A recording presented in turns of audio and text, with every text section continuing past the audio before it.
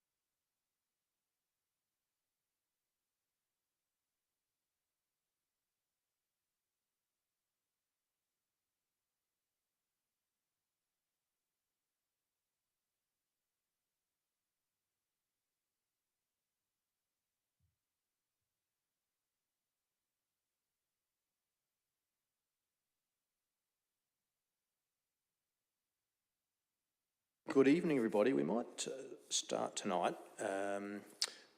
We've got a few apologies. Councillor Hennessy and Councillor Hughes are on leave of absences. Councillor Kosh is online. Are you with us, Councillor Kosh? Yep, can you hear me? Excellent. Yes, I can. Thank you for that. And our Deputy Mayor assures me he'll be here in 5 to 10 minutes. Now, I'm going to hand straight over to Kathy and Adrian from the Gawler Environment Centre. Kathy, I understand, is going to talk to us a little bit about the Environment Centre and give us some context on the funding perhaps of this project.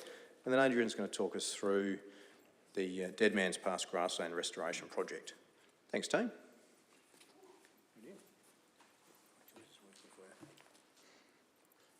Okay, thanks very much for having us here tonight to speak. My name is Kathy. I'm the coordinator at Gawler Environment Centre. I'm sure most of you are probably familiar with us, but just in case, I'll give you a little bit of background. So we've been we're one of 9 centres operating in the Greater Adelaide area and 3 in the northern region. We've been around for nearly 17 years and we present workshops, info sessions and projects on all things environment and sustainability. The last couple of years we've been establishing a centre at 8 Main North Road, Gawler, where we have info resources. We have some sustainable garden demonstration areas, including a native plants for the Gawler region demo site and a native food garden.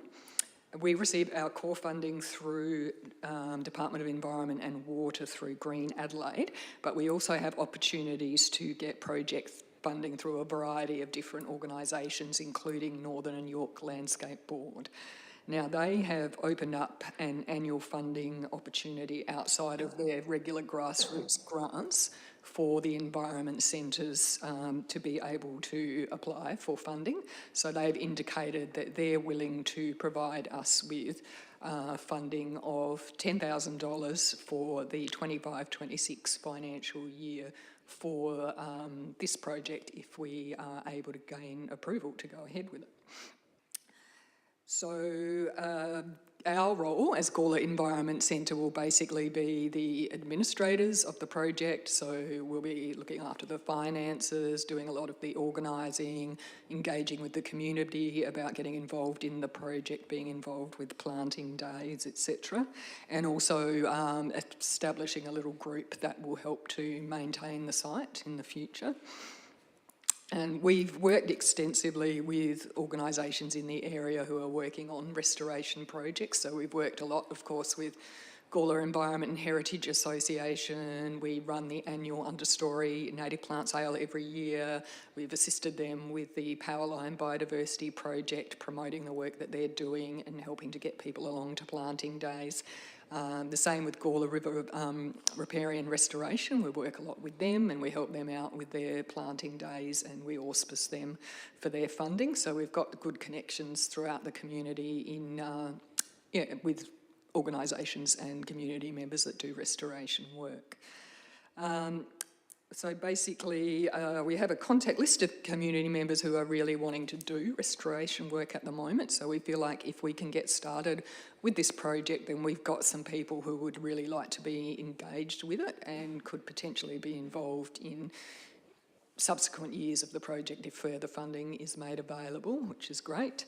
And generally, we think it presents a great opportunity to unite local organisations and community members and help us to protect this critically endangered grassland, native grassland in the region. So we're very happy to work with Northern and York and with local organisations like Gawler Environment and Heritage Association to progress the project. That's it for me. I'll hand over to Adrian, who will now provide a bit more of the technical detail about the project.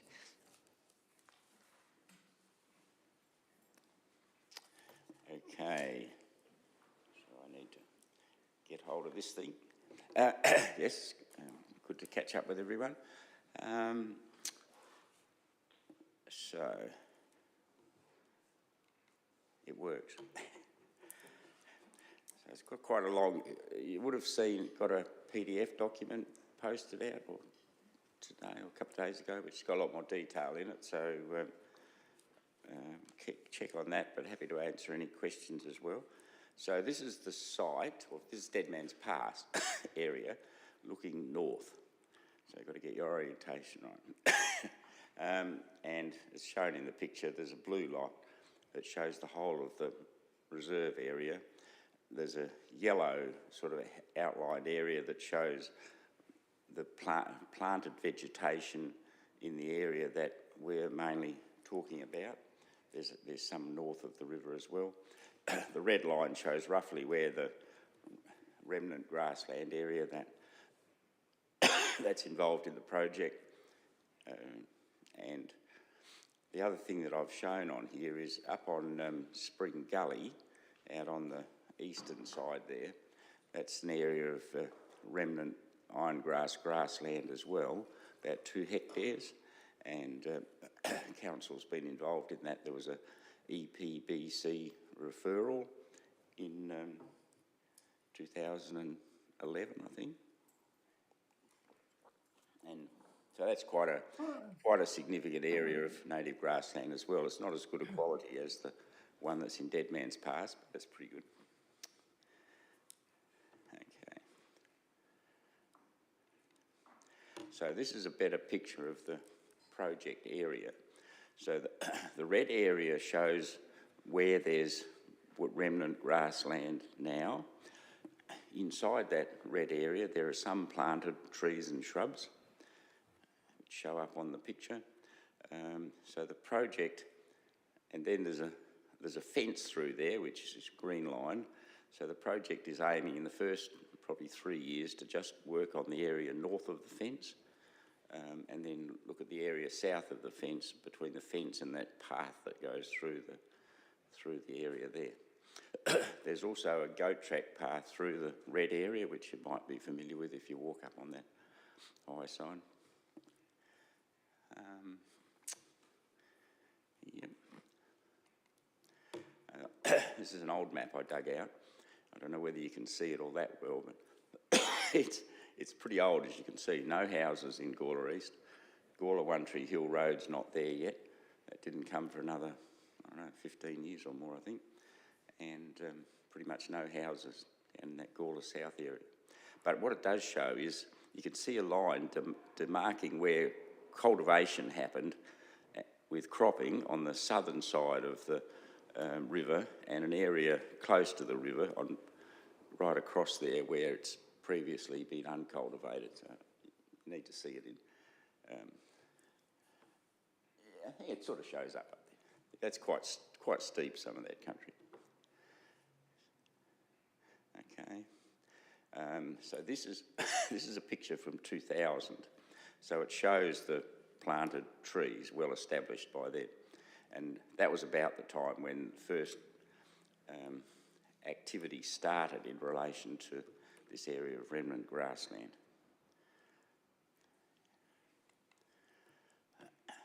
So I've put a brief summary there of the native plants that are in the area, project area.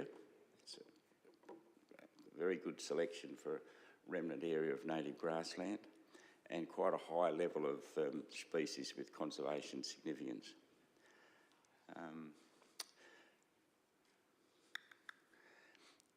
So there's been, in the planted area, they're mostly Western Australian eucalypts, which we all planted a lot of back in the 70s and 80s.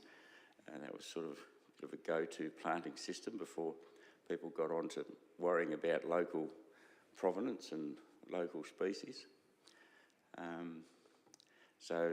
But there were also a few species planted in there which are actually native plants from generally around this area, but not previously in deadbeds past, so they have a bit of a different status as well. So here's a couple of pictures to try and highlight things. So this is a picture looking east. So on the left-hand side is the South Parra River, red gum trees and tall trees there, mostly cut out. The planted alley-type trees are in the background, and across the slope is one of the parts of the area of native grassland. So you've got some quite tall grasses there. There's quite a bit of kangaroo grass there, but there's a whole range of different grasses scattered through there, plus all these lilies and daisies and things like that. So that's 2012, that shot a few years ago. But notably, it's in February. So I think one of the things with native grasslands is they're very good at staying green through summer if you get summer rains of any description. I mean, even if you only just slash them a bit and keep them low, they'll stay green right through, to the end of summer roughly, some of them. But if they get rain, they'll stay green right through. So much lower fire risk than quite a lot of other things. So this is just one picture of the planted area. So it's a bit of you can see the fence sort of halfway up the picture. So this is in front of the fence, in sort of first area of project activity. So there's this mix of mostly fairly small mallee trees. There's quite a few dead trees in there, and shrubs that haven't survived. And there's a handful of bigger trees that have grown that will qualify as regulated trees, which we deal with separately as well. So,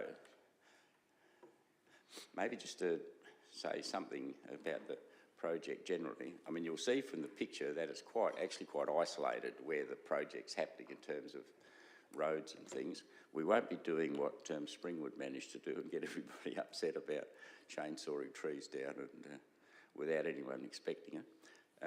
When we run these sort of projects, we make sure everybody knows what's going on and gets up to speed, but well before things happen with what the aims of the project are and what's likely to happen.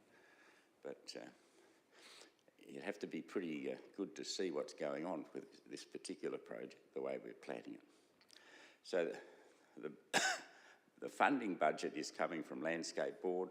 In discussions with Landscape Board, it looks like that funding will be available for a period of probably at least 5 years.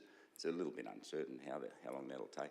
I mean, the project could be done in that time potentially, but it may well take longer, and certainly will take longer to maintain. So the idea is take out some trees probably each year for at least the first 4 years, maybe 5, but just do it gradually according to where we're going to do planting and how to manage that. And the way we're taking them out is effectively going to be a wood harvesting activity, so you actually can make money if you get it right. Chainsawing these sort of branches and selling the wood's worth a lot more than what it costs well, not a lot more, but significantly more than the cost. And if you do it as a community activity, well, that's even better. So we've got an issue with the stumps. Probably won't deal with any of them the first year, but after that we will. You need better equipment to take out the stumps, probably an excavator of some sort to lift them out. So you want to do that all in one hit or in a couple of goes rather than bits and pieces. So leaving aside regulated trees. So then we'd be planting in the first few years basically tube stock inside or north of the fence line. So we can do 2 lots of planting, one where trees are removed and the area is bare, but also in amongst the other existing remnant areas. There's patches there where there are fairly bare areas that could have planting as well. So the planting species will be mostly a fair number of the things that are there already, but there's a lot of species that are missing out of these sort of remnant areas that would have been there originally. And the Gawler Biodiversity Plan, there's a magnificent list in there. There's about 120 or 30 species in there that aren't here that potentially we could plant, orchids, other lilies and all sorts of things that, be nice to be able to put back, because one of the things these sort of areas provide is a seed source for later planting, but also just educational sort of things for the people involved and other people. So we've got planting's more straightforward. We've got a water trailer that we can bring in regularly to do that. So year 2 and 3, finish off hopefully the area north of the fence line, deal with regulated trees. So my guess is there's about 4 there, but I'm not 100% sure. But we'd be planning on taking them out if we get approval, but we've got to go through the process. And then some of these native plants that are in there, well, we need to think about that as well. They'll probably get thinned out a bit, but some of them may well survive. Year 4 onwards, repeat basically, but south of the fence. And then I put together this, which is much more detail in the PDF that went out, but history of the site. So council first owned the land in 1978. There was a study of the area that Gaia was involved in from 1997, the Gawler Rivers Study Project, and following on from that, there's been a series of looks at this area and proposals for conservation work, none of which has got off the ground at this stage, but hopefully this one will get us there. So you can see there's been about 5 goes over the years to have a look at it and say, let's do something. And the only other bit I thought, the person in the picture there is Steve Clark, who was involved in the original Rivers project in 1997, 98, and he was also the instigator of the 2000 study in the river. But Steve passed away about 10 years ago down in Mount Gambier, so I'm really a bit keen for some recognition from him as well as part of the project. We'll worry about that down the track though. Okay. That's it. Questions? What have I forgotten? So I guess just to start with a very intro level question of just in terms of why it's valuable to have the biodiversity there. Okay, so majority of Gawler council area and majority of this region, apart from the sort of western Mallee sort of area, was original native grassland. If you have a look in the map, it's in the biodiversity plan, it pretty clearly spells that out. There's fantastic research now that'll show that. The government plans for this area still are a bit funny in terms of how the mapping happens, but I don't think it's... So in the whole council area, we've really got two reasonably good remnant grassland areas. There's a bit in Clonlea as well, on the creek lines over there, but this is the best, and we should make the most of it. I mean, it's good, but it's also, say, for all sorts of projects, like our understory project, for example, I mean, you need seed and supplies for growing things, and if they're available, then it tends to happen. If they're not available, well, it doesn't happen. And this, I mean, this particular area, this irongrass grassland is a national endangered, critically endangered grassland system. So this particular area may not strictly qualify at the moment because it's got to be a hectare. It's sort of on the borderline as to whether it's a hectare or not, but it doesn't really matter. It's still the same system, and so it's a very important historical feature of the town, really, that it's survived. Yeah, and from biodiversity point of view, well, it's fabulous,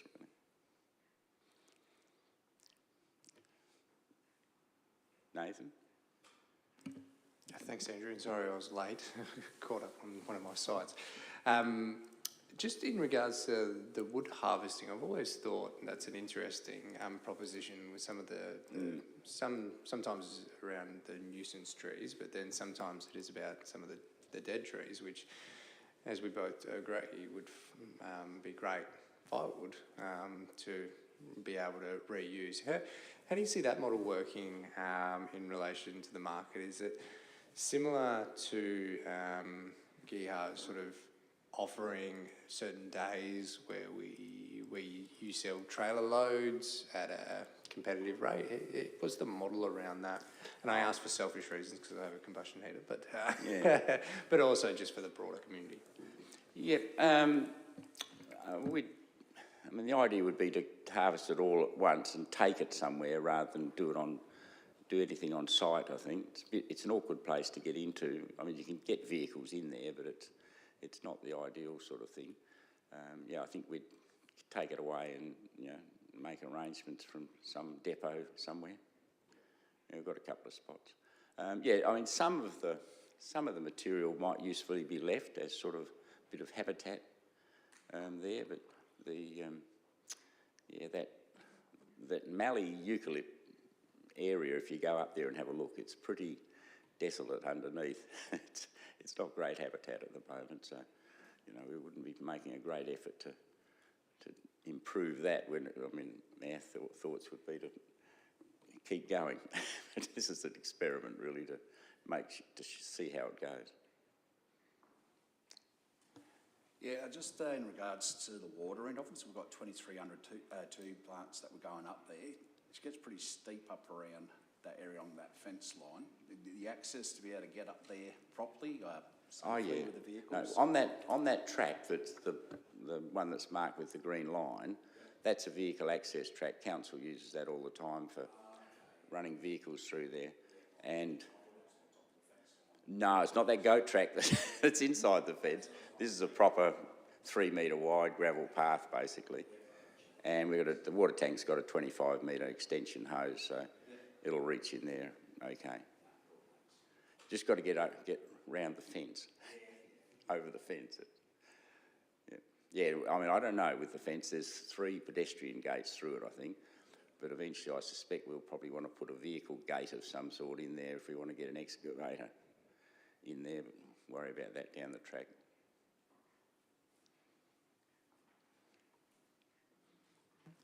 Paul, did you have any questions? No, I'm fine.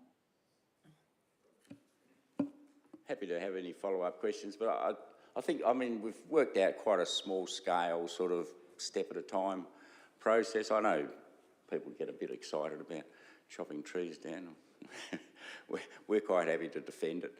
It was a mistake really to have the trees planted, particularly the ones that are actually in the area of remnant grassland, and it needs a buffer area to allow it to expand and be protected, so I think it's well justified. Yes, absolutely. Well, I've got Environment Centre's got, what, 4,000 people on your...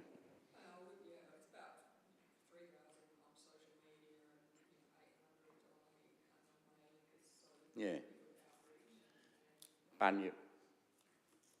Stories. You know, Just reinforcing the biodiversity value of the restoration versus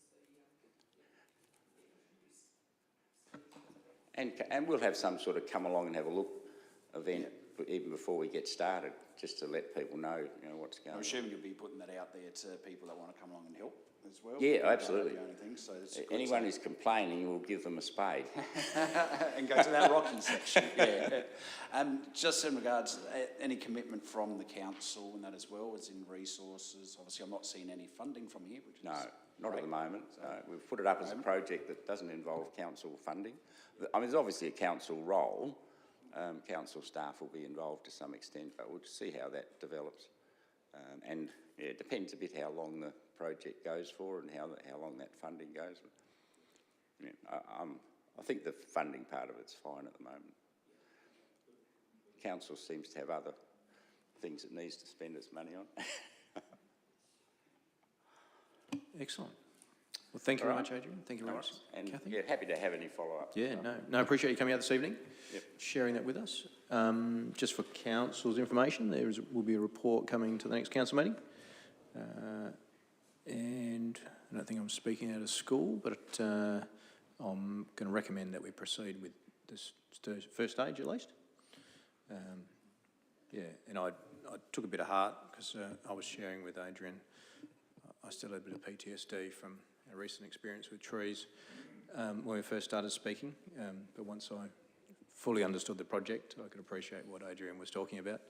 The communication piece is important, but I will recommend to council that we go ahead with at least the first year and then evaluate from there. Oh, sorry, Mr. Deputy Mayor. And the reason I sort of was asking about the initiative of identifying some dead trees that need to be removed for the greater biodiversity outcomes for this area, and we're talking about the potential of a model that actually allows us to sort of sell into the market for firewood, timber, all the rest of it. It would be great to see that model actually take off to a degree. And with all the development that's going on and whatever else, is there an opportunity to actually work with developers to harvest some of those trees that are earmarked for removal for the development, but actually get them back into the community and provide a more positive outcome that is better than bulldozers running through, chucking a truck, removed off site, never to be seen again. Yeah, again, just thinking out loud here, it needs to be the right species, the oil content can't be chucked in combustion heaters. Like, there are some boxes that need to be ticked here, but imagine some sort of good coming out of optics bad, if that makes sense. Yeah, no, I can appreciate where your thoughts are on that one. I might just take it on notice and throw it around the exec team just to see if we can... There's a few things I think to be aware of, but the concept I like to try and get a positive out of a negative potentially. So we'll pick that up and have a look at it. Sorry, Chris, just to jump in quickly, I can see, I really like this proposal and this idea in regards to the firewood, and I can sort of see like the native plant giveaway type situation where, but if we were able to either profit off the firewood or use it as a charity donation or something like that, depending, on what our position would be, I do think, like Deputy Mayor Shanks has said, there's an opportunity to sort of, while we understand there's a greater good optics-wise, especially in this town recently with trees, I do think this kind of turns it into a bit of a positive for the community. Yeah, I certainly think it'll help knock the edge off the community centre about losing the trees.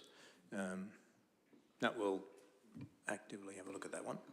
Just want to add to that as well. Like, there's a big difference to ripping down, knocking out trees to build houses, as opposed to remove trees that don't particularly belong in the area and replace them with trees that should be to re-establish what we got there. So, like I said, this is a different project as opposed to bulldozers going out, that sort of thing. But yes, if we can utilise the resources and help the community in some form, that is also a bonus.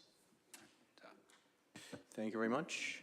Right, I might now just make sure our presentation is ready for the next topic. Might ask Richard, you can lead us on this one.